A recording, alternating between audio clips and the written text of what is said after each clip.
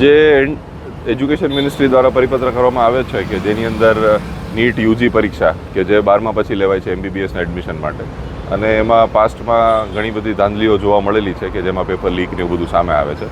તો એને અટકાવવા માટે એક સારા ઇન્ટેન્શનથી સરકારે પરિપત્ર બહાર પાડ્યો હતો, પરંતુ એમાં એક પોઈન્ટ છે જેમાં એવું લખવામાં આવ્યું છે કે એ દરમિયાન જ્યારે પરીક્ષા છે ત્યારે મેડિકલ સ્ટુડન્ટ એટલે કે જે MBBS કરતો હોય કે જેને નીટ યુજી ક્રેક કરેલી છે એને એ દરમિયાન રજા દેવામાં ન આવે. તો એ એક જાતનો નેગેટિવ સંદેશ આપવામાં આવે છે સોસાયટીની અંદર કે જ્યારે આપણે આપણી સિસ્ટમને ને આપણી પ્રોસેસને સ્ટ્રેન્થન કરવાની ને મજબૂત કરવાની જરૂર છે, એની જગ્યાએ આપણે આપણા જ વિદ્યાર્થીઓને એવું કહીએ છીએ કે તમે તમારી કોલેજની બહાર ના નીકળો કે એમને રજા ન આપો તો એનાથી કોપી અટકાશે.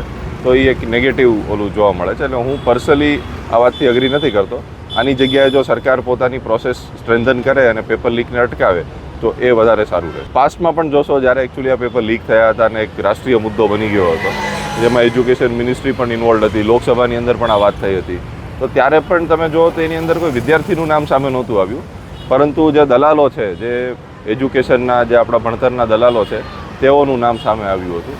તો એકચ્યુઅલ કલ્પ્રિટને અને જે એકચ્યુઅલી રિસ્પોન્સિબલ છે એને પકડવાની જગ્યાએ વિદ્યાર્થીઓને રજા ન આપીને એને કોલેજમાં બંધ રાખવા એ મને પર્સનલી વ્યાજબી લાગતું નથી.